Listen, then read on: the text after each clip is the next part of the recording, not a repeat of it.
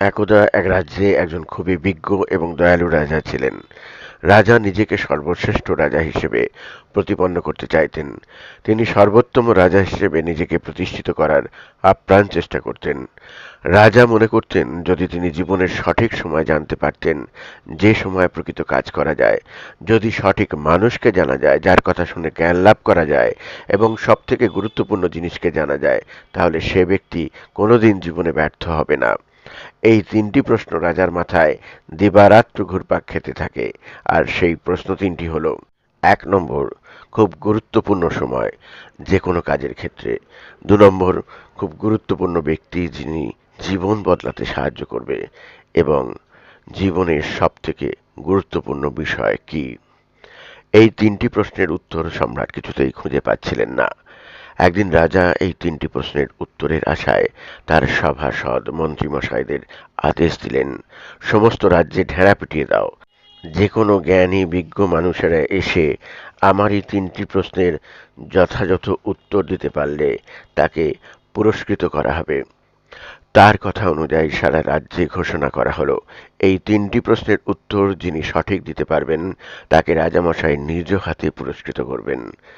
যথারীতি সেই দিনটি উপস্থিত হলো, যেদিন রাজ্যের সমস্ত তাবর তাবর জ্ঞানী বিজ্ঞ মানুষেরা জড়ো হলো রাজদরবারে। এক এক করে সবাই তাদের বক্তব্য পেশ করছিলেন। কেউ বলতে লাগলেন প্রকৃত সময় গণনা করে নক্ষত্র তারার অবস্থানের মাধ্যমে বলা যাবে। কেউ আবার বলতে লাগলেন রাজা তো স্বয়ং পরিকল্পিত করে যে কোনো কাজ করার আগে শুভ সময় দেখেই কাজ করেন। রাজা যে সময়টা নির্ধারণ করেন সেটাই সঠিক সময়। কেউ বলেন রাজা নিজেই তো সবথেকে গুরুত্বপূর্ণ ব্যক্তি। কেউ আবার বলতে থাকেন রাজার পরামর্শদাতারাই সবথেকে গুরুত্বপূর্ণ ব্যক্তি, কারণ তারাই সবসময় সঠিক পরামর্শ রাজার জন্য দিয়ে থাকেন। কেউ আবার বিশ্বাস করেন যুদ্ধক্ষেত্রের সময়টাই সবথেকে সঠিক সময়। কেউ কেউ আবার বলেন ধর্মীয় জ্ঞান বিতরণের সময়টাই হলো সঠিক সময়। সবার নানা ধরনের মন্তব্য শুনে রাজা নিজেই দ্বিধাগ্রস্ত হয়ে পড়েন। তিনি মন থেকে তার তিনটি প্রশ্নের সঠিক উত্তর খুঁজে পাচ্ছিলেন না, কিন্তু প্রশ্ন তিনটির উত্তর তাকে পেতেই হবে। একদিন রাজা স্থির করেন তিনি রাজ্যের বাইরে বেরোবেন এবং এমন এক জ্ঞানী এবং বিজ্ঞ মানুষের খোঁজ করবেন যিনি যথার্থই তার এই তিনটি প্রশ্নের উত্তর দিতে পারবেন। এই ভাবনা থেকে তিনি তার কতিপয় সেনা এবং নিজের দেহরক্ষীকে সঙ্গে নিয়ে একদম সাধারণ বেশে রাজ্যের বাইরে বেরিয়ে পড়লেন সেই বিজ্ঞ এবং জ্ঞানী মানুষের খোঁজে, যিনি তার এই তিনটি প্রশ্নের সঠিক উত্তর দিতে পারবেন। তিনি ঘোড়ার উপর সওয়ারি হয়ে চললেন। যেতে যেতে একটি ঘন অরণ্যের ভেতর একটি ছোট্ট আশ্রমে এক সন্ন্যাসীকে দেখতে পান, যিনি কুড়ুল দিয়ে একটি গর্ত খুঁড়ছিলেন। এইটা দেখে রাজা তার দেহরক্ষীকে দূরে সরিয়ে রেখে সেই সন্ন্যাসীর কাছে এগিয়ে যান। কাছে গিয়ে দেখেন সন্ন্যাসীটি খুবই দুর্বল, শীর্ণকায়। রাজা মনে মনে ভাবেন সন্ন্যাসীটি বোধহয় মাটিতে গর্ত খুঁজছেন এখানে কোনো শস্য বা ফসলের আশায়।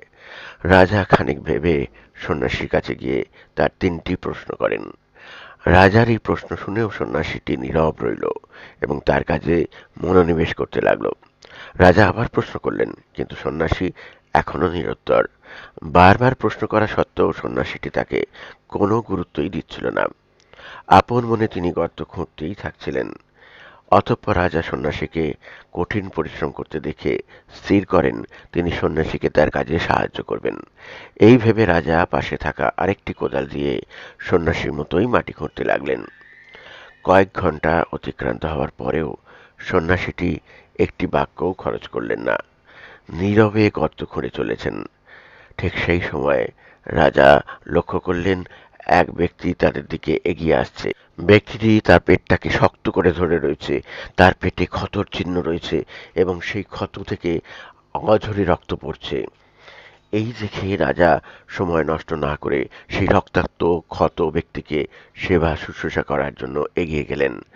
রাজা প্রথমেই সেই ব্যক্তির ক্ষতস্থান ভালো করে বুঝিয়ে দিয়ে তার জামার খানিক অংশ ছেড়ে ক্ষতস্থানে ভালোভাবে বেঁধে দেন। রাজা সেই ব্যক্তিকে জল খাওয়ান, খানিকক্ষণ বিশ্রাম করতে দেন। খানিক বাদে ব্যক্তিটি কথা বলার মতো অবস্থা এলে চক্ষুষিক্ত অবস্থায় বলেন, হে রাজন, আমি আপনার শত্রু। যখন আমি জানতে পারলাম আপনি এই জঙ্গলে আসছেন, তখন আমি আপনাকে মারবার পরিকল্পনা করি। যখন আমি আপনাকে আক্রমণ করার উদ্দেশ্যে এগোচ্ছিলাম, তখন আপনার দেহরক্ষী আমাকে দেখতে পেয়ে আক্রমণ করে। আমি আমার প্রাণ বাঁচাতে দৌড়তে থাকি, কিন্তু দেখুন, আমি যাকে মারতে চেয়েছিলাম সেই আমার প্রাণ বাঁচিয়েছে। আমি চিরকাল আপনার প্রতি কৃতজ্ঞ থাকব। আপনার দয়ালু স্বভাবের জন্য অনুগ্রহ করে আপনি আমাকে ক্ষমা করবেন। রাজা তার কথা শুনে খুবই আবেগপ্রবণ এবং অবাক হয়ে যান। তিনি ভাবতে থাকলেন, তিনি শুধু যে একজন আহত মানুষকে বাঁচিয়ে তুলেছেন তা নয়, বরং একজন শত্রুকে বন্ধুরূপে পেয়েছেন। এরপর রাজা আরেকবার সেই সন্ন্যাসীকে প্রশ্নগুলি করেন উত্তরের আশায়। এইবারে সন্ন্যাসীটি মৃদু হেসে উত্তর দেন, দেখো, তুমি তোমার প্রশ্নের উত্তর এই ঘটনার পরেই পেয়ে যাবে। রাজা ঠিক বুঝে উঠতে পারলেন না। ঠিক বুঝতে না পেরে রাজা সন্ন্যাসীকে জিজ্ঞেস করেন, আমি ঠিক বুঝলাম না, দয়া করে যদি বুঝিয়ে বলেন। সন্ন্যাসীটি বলেন, দেখো রাজা, তোমার প্রথম প্রশ্নটা ছিল সবথেকে গুরুত্বপূর্ণ সময় কি। উত্তরে বলি, সবথেকে গুরুত্বপূর্ণ সময় হলো এখন, বর্তমান। কারণ এটাই একমাত্র সময় যেটাকে তুমি নিয়ন্ত্রিত করতে পারবে। অতীতের ঘটে যাওয়ার সময় এবং ভবিষ্যতে ঘটানো কোনো সময়ের ওপর তোমার কোনো নিয়ন্ত্রণই নেই। দেখো, যখন আমি মাটি খুঁড়ছিলাম এবং আমি আমার কাজ করছিলাম এবং একটা ভালো কাজ করার চেষ্টা করছিলাম, বর্তমান সময়কে ভালো কাজে লাগাবার চেষ্টা করছিলাম। তোমার দ্বিতীয় প্রশ্নটা ছিল, কে সবথেকে গুরুত্বপূর্ণ ব্যক্তি তোমার জীবনে। তার উত্তর হলো, যে তোমার সঙ্গে থাকে, কারণ তোমার তাকে দরকার সেই সময়টার জন্য।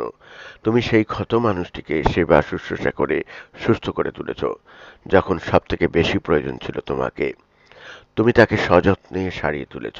এবং তোমার তৃতীয় প্রশ্নটা ছিল, সবথেকে গুরুত্বপূর্ণ জিনিস কোনটা। তার উত্তর হলো, যথাসম্ভব ভালো করা, কারণ সেটাই জীবনের আসল উদ্দেশ্য। সবসময় অন্যের ভালো করা, উপকার করা। দেখো, তুমি তোমার জীবনের সবথেকে ভালো সময়টা বোধহয় কাটিয়েছ আমার মতো শীর্ণ এক সন্ন্যাসীকে সাহায্য করে। আমার সাথে কাজে সহযোগিতা করেছ, আর তারপরে তুমি ক্ষত ব্যক্তিকে তোমার দয়ালু স্বভাবের দ্বারা সারিয়ে তুলেছ। এবং শুধু তাই নয়, তুমি তার প্রাণও বাঁচিয়েছ। পাশাপাশি তোমার শত্রুকে মিত্রতে পরিবর্তন করতে পেরেছ। নিঃসন্দেহে তুমি ভালো কাজ করেছ। সন্ন্যাসীর এই কথা শুনে রাজা অবশেষে বুঝতে পারলেন যে বর্তমান মুহূর্তটাই সবথেকে গুরুত্বপূর্ণ সময়।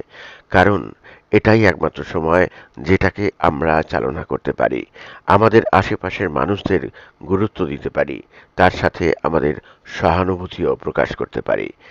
আমরা একটা অর্থবহ জীবন সৃষ্টি করতে পারি। আমরাও যদি আমাদের জীবনে লক্ষ্য রাখি, তাহলে দেখব আমরা প্রায়শই এই সহজ সরল কথাটা ভুলে যাই। আমরা ভবিষ্যৎ নিয়ে অতিরিক্ত চিন্তিত হয়ে পড়ি, অথবা অতীতের ঘটনা মনে করে ভারাক্রান্ত হয়ে পড়ি, যখন এই দুটোর কোনোটাই আমাদের নিয়ন্ত্রণে নেই। কিন্তু বর্তমান সময়কে আমরা নিয়ন্ত্রণ করতে পারি।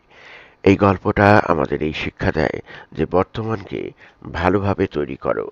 বর্তমান সময়ের উপর তোমার নিয়ন্ত্রণ আছে। যদি আমরা বর্তমান সময়কে ভালোভাবে কাজে লাগাতে পারি, তাহলে আমাদের ভবিষ্যৎ জীবনও আমাদের উন্নত হবে এবং উন্নীত জীবনে আমরা চলতে পারবো। সেই রকমভাবেই আমরা আমাদের ব্যস্ততম জীবনে অনেক সময় আমরা এটা ভুলেই যাই, আমার সন্তান, আমার স্ত্রী, আমার মাতা পিতা, পরিবারকেও একটা সুনির্দিষ্ট সময় দেওয়া উচিত। আমরা জানি না কার সত্যিই আমাকে প্রয়োজন। হয়তো কোনো একটা ছোট ঘটনা কারোর জীবন বদলাতে পারে। হয়তো কোনো ছোট্ট একটা সাহায্য অন্য মানুষের জীবনে বেঁচে থাকার মানে খুঁজে এনে দেয়। যেমনভাবে রাজার সেবা পরায়ণতায় একজন মানুষ জীবন ফিরে পেয়েছিলেন, তেমনি আপনারও কোনো দয়ালু স্বভাব কোনো মানুষের জীবনে বড় কোনো পরিবর্তন আনতে পারে এবং সত্যিকারেই আপনার কোনো শত্রু বন্ধুতে পরিণত হতে পেরেছে। এই গল্পটি থেকে এই শিক্ষা পাই, আমরা সব সময় যেন বর্তমান সময়কে নিয়ে আনন্দে থাকতে পারি, অন্যকে আনন্দে রাখতে পারি, পাশাপাশি সবসময় যেন ভালো কাজ করতে পারি, তাহলেই আমাদের জীবন অর্থবহ এবং আনন্দে ভরপুর হয়ে উঠবে।